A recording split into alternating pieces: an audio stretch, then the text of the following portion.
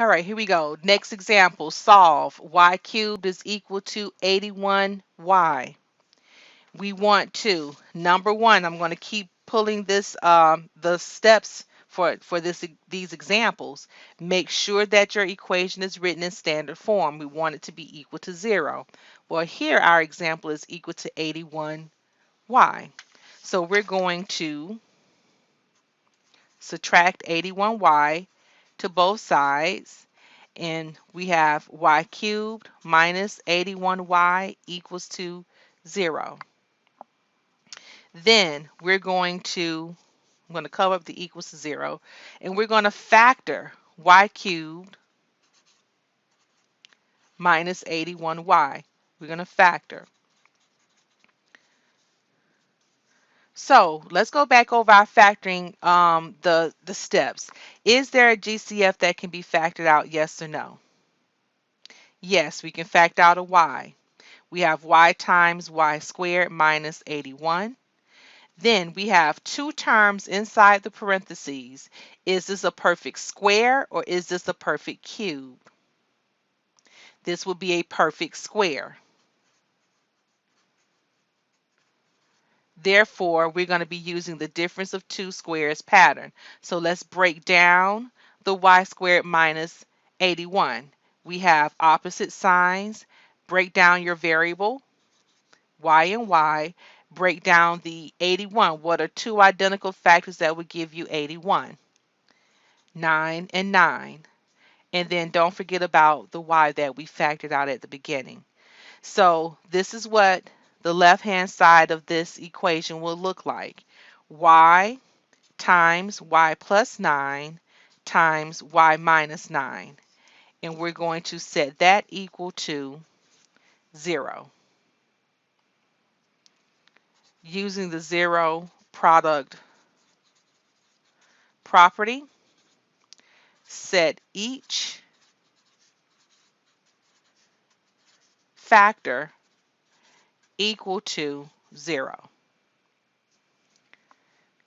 Now, y equals to 0, there's really nothing that we can do as far as solving because it's solved. So this is going to be a solution. Y plus 9 equal to 0, we're going to subtract 9 to both sides, and we have y is equal to negative 9. That's the second solution to this equation. And then the last one, y minus 9 equals to 0. We're going to add 9 to both sides, and we have y is equal to positive 9. That is our third solution. And we are finished with this example. You can check your work to see if both sides are going to be equal to each other, and they will be. So our solutions are 0, negative 9, positive 9. Next example. We have here y cubed plus y squared is equal to 25y plus 25. What we want to do here, first of all, is write this equation in standard form, meaning we want it equal to 0. So we're going to subtract 25y to both sides. We're going to subtract 25 to both sides. And then we have y cubed plus y squared minus 25y minus 25 equals to 0. Cover up the equals to 0. We want to factor y cubed plus y squared minus 25y minus 25. And let's start the factoring process. Is there a GCF that can be factored out of all four terms? No. How many terms do we have? 4. What method are we going to use to factor this polynomial? Factor by grouping, i.e. the chop-chop method. So let's go ahead and factor. Chop it, group the first two terms together, factor out a GCF. So that's going to be y squared times y plus 1. How about the last two terms? What can we factor out? a minus 25. And the reason why it's minus, remember the first term of this last half is negative. Our GCF is going to be negative, a negative GCF. And what we have left is y plus 1. Remember, the binomials must match exactly. So we're going to factor out the y plus 1, and then we have y squared minus 25. So remember in class I talked about um, sometime you may have to look at your answer and you may have to use that factoring chart again. Okay? And look at the y squared minus 25. That can be factored. This is a perfect square binomial,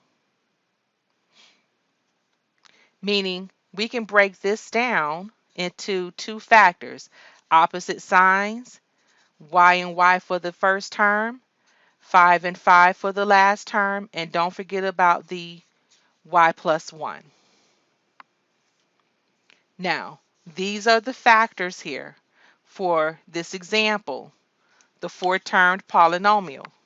So I'm going to write this again, and we're going to set those factors equal to 0. Using the 0 product property, we're going to set each factor equal to 0 and solve. We're going to subtract 1 for the first one. Y plus 1 equals to 0. Subtract 1, we get negative 1. Second equation, y plus 5 equals to 0. We're going to subtract 5. We have y is equal to negative 5. And the third example, we're going to add 5 to both sides, and we have y is equal to positive 5. Those are your solutions.